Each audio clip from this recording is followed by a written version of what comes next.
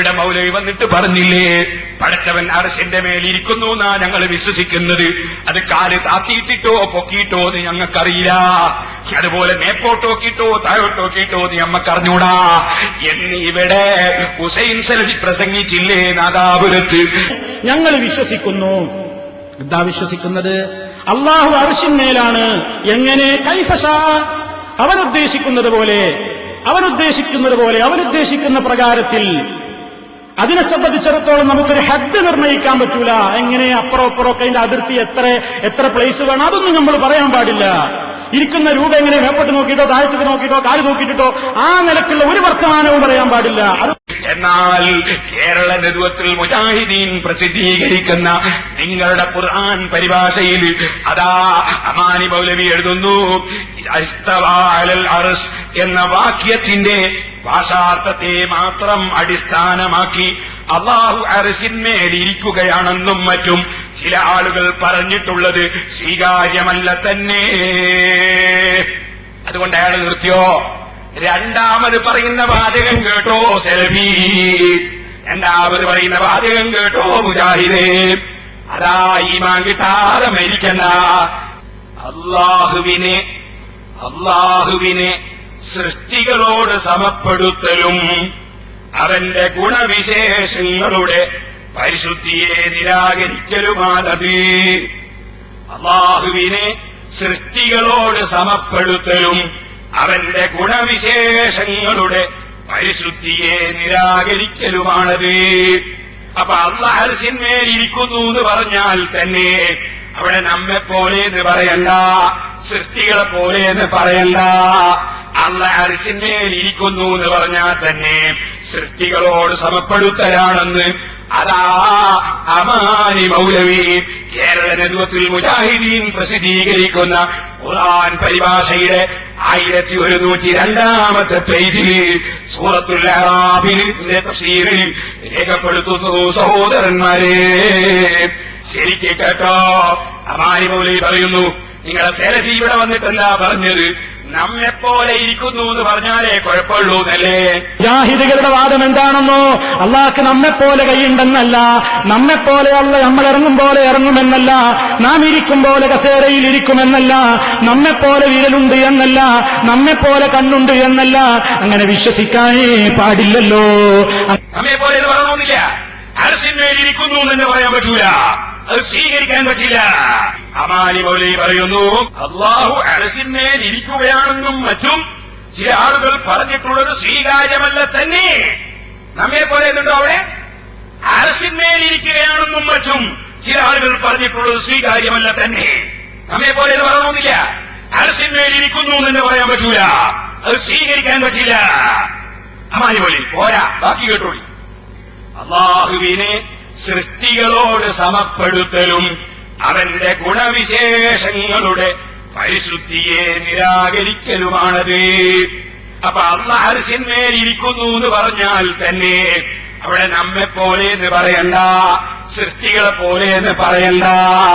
അല്ലാഹു അർശിന്മേൽ ഇരിക്കുന്നു എന്ന് പറഞ്ഞാൽ തന്നെ സൃഷ്ടികളോട് സമപ്പെടുത്തലാണ്. എന്നിട്ട് ഹുസൈൻ സലഫി ഇവിടെ വന്നിട്ട് പ്രസംഗിക്കുന്നു, അല്ലാഹു അർശിന്മേൽ ഇരിക്കുകയാണ്. ഇനി നിങ്ങൾക്ക് കേൾക്കണം. സുബ്ഹാനല്ലാഹ്, മൗലവി ഇവിടുന്ന് ചോദിക്കാണ്, അതെന്താ നിങ്ങൾ ഇബ്നു കസീർ ഞാൻ വായിച്ചിട്ട് അതിനെപ്പറ്റിയൊന്നും പറയാത്തത്? ഈ മൗലവി പറയുന്നതിനൊക്കെ നമ്മൾ പറയാൻ പോണം.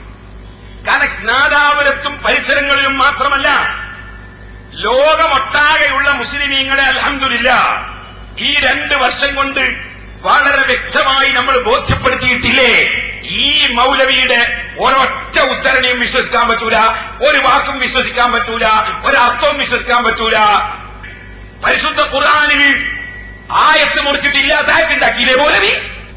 എന്നാൽ എന്നിട്ട് മൗലവി എന്നെ പഠിപ്പിക്കാൻ നടക്കുകയാണ്. മൂപ്പര് പറയുന്നുണ്ട്, പഠിച്ചോന്നൊക്കെ പറയുന്നുണ്ട് ചില സമയത്ത്. സുബ്ഹാനല്ലാഹ്, നിങ്ങൾക്ക് കേൾക്കണം. മൂപ്പര് നീട്ടി മണിച്ച് പറഞ്ഞു. എന്താ പറഞ്ഞത്? ഇബ്നു കസീറാണ് ഞാൻ വായിച്ച് പറയുന്നത് എന്ന് പറഞ്ഞിട്ട് ഇബ്നു കസീറിൽ ഇല്ലാത്ത കുറെ ആശയങ്ങൾ ഇയാള് ഇബ്നു കസീറിന്റെ പേരിൽ അങ്ങോട്ട് പറഞ്ഞു. ഷാഫി ഇമാമിന്റെ പേരിൽ പറഞ്ഞു, മാലിക് ഇമാമിന്റെ പേരിൽ പറഞ്ഞു, എല്ലാ ഇമാമിങ്ങളുടെ പേരിലും 4 മദ്ഹബിന്റെ ഇമാമിങ്ങളുടെ പേരിൽ മൗലവി അതാ നീട്ടി വണിച്ച് പച്ചക്കള്ളം പറയുന്നത് നിങ്ങളൊന്ന് കേട്ടോ.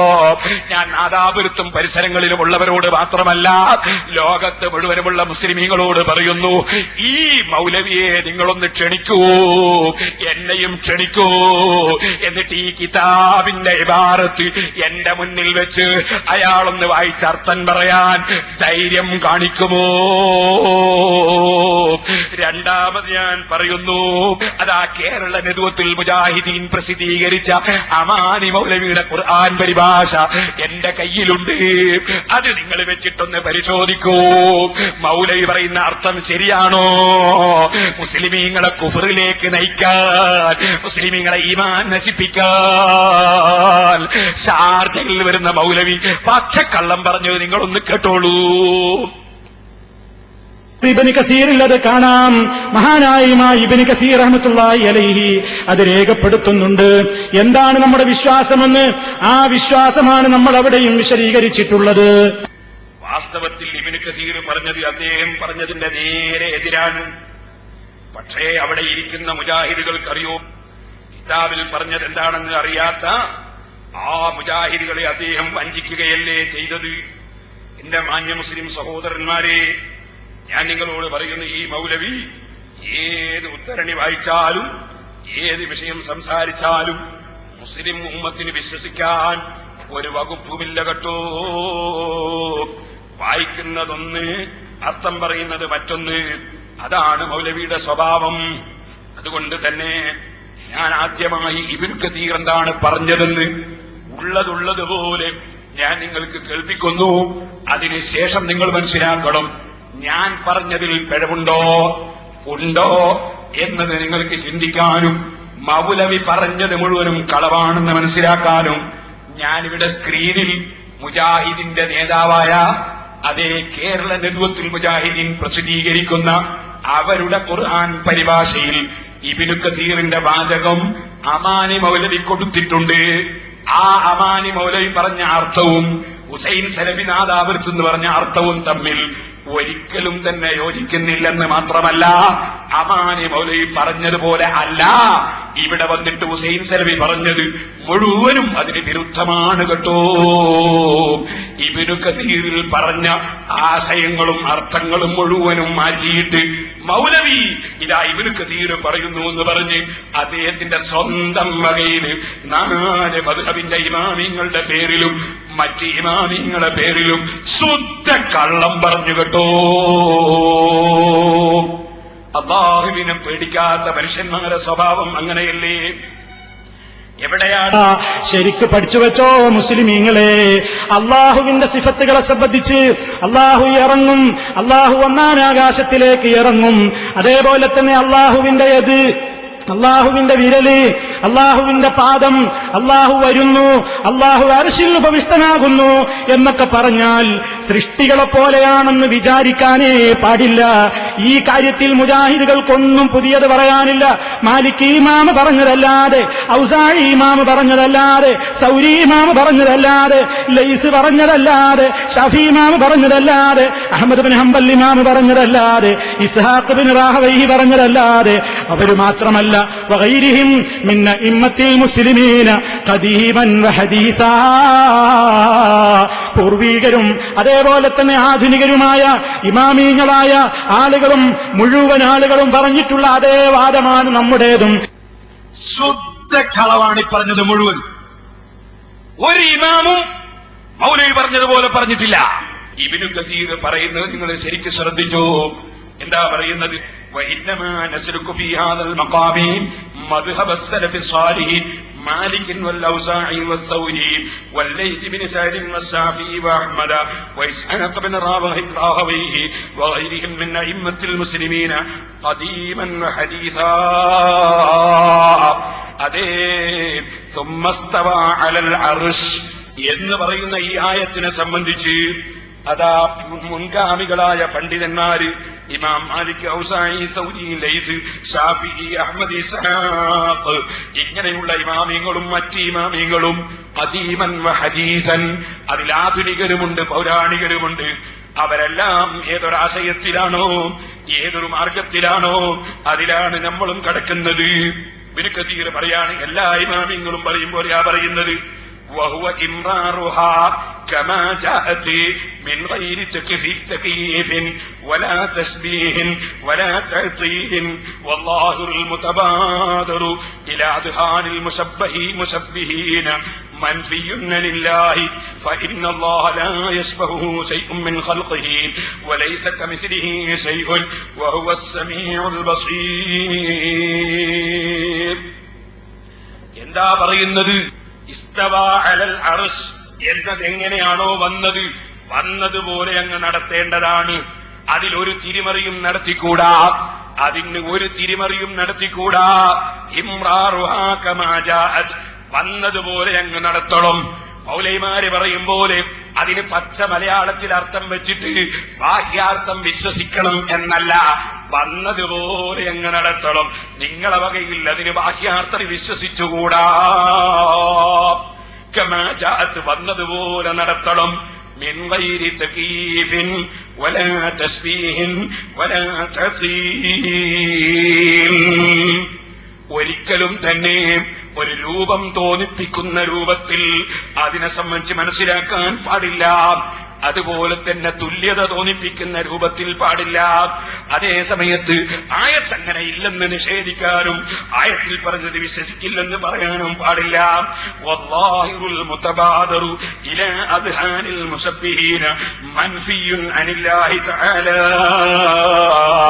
മറ്റുള്ള സൃഷ്ടികളോട് തുല്യത തോന്നുന്ന വിധത്തിൽ മനുഷ്യന്റെ മനസ്സിൽ, അതേ തുല്യത തോന്നുന്നവന്റെ മനസ്സിൽ ഉദിച്ചു വരുന്ന ബാഹ്യാർത്ഥം മൻഫിയുൻ അനില്ലാഹ്, അത് അല്ലാഹുവിന് ഇല്ലേ ഇല്ല.